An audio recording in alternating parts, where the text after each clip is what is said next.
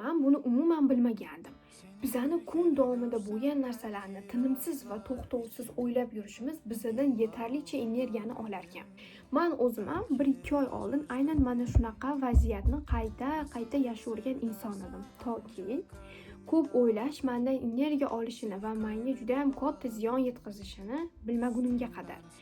Kunda bo'lib o'tgan yaxshi yomon voqea bo'lsin, to uxlamagunga qadar miyamda u narsani shu darajada ko'p o'ylardimki va boshim nimaga og'rishini bir xilda o'zim ham tushunmasdim. Lekin o'ylab yurgan har bitta narsam menga og'irlik qilayotganini ozgina bo'lsa ham his qilardim. Bilasizmi, bizning hayotimizda bizni kontrol qila olmaydigan vaziyatlar juda ham ko'p bo'ladi. Misol uchun metrodagi noqulayliklar, insonlarning biz haqimizdagi fikrlari. Shunaqa insonman. Kimdir kichkina bitta qanaqadir ko'ngilsiz voqeaga uchradi. Oldimdagi o'rtog'im chora qidirayotgan bo'lsa, unga qo'shilib men ham chora qidiraman. Toki o'sha inson o'ziga moslashib yo'lini topib ketmaguncha. Va bu meni juda ham qattiq stressga olib kelib qo'yardi. O'zimni muammolarim ham bir chetda qolib, birovlarning muammosini olardim-da, ya'ni o'zimni muammoyimni olardim va miyamda o'sha fantaziya qilishni boshlardim. Qanaqa qilib bu narsalarni yechsa bo'ladi? Nima uchun mana bu yoqda mana bunaqa bo'ldi? Nimaga men mana bu joyda mana bunaqa deya olmadim?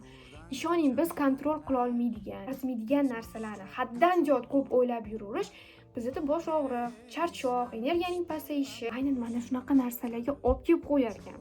Примерно 1-2 oy oldin men mana shu narsani eshitganimdan keyin buni kamaytirishni boshladim. Ya'ni birovning muammosini o'zimni muammomdek qilib qabul qilmaydigan va hatto kerak bo'lsa o'zimni muammolarimga sekin etap yechim topishni endi o'zimda shakllantiryapman.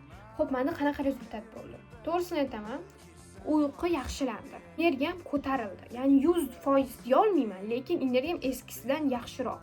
O'zim yaxshi his qilishim va bosh og'riqlarim kamaydi. Muammoni birdaniga emas, etap hal qilishga harakat qilishingiz va energiyangizni to'g'ri taqsimlashingiz charchoqdan, bosh og'riqlaridan, qoniqarsiz uyqudan qaysidir ma'noda himoya qila oladi.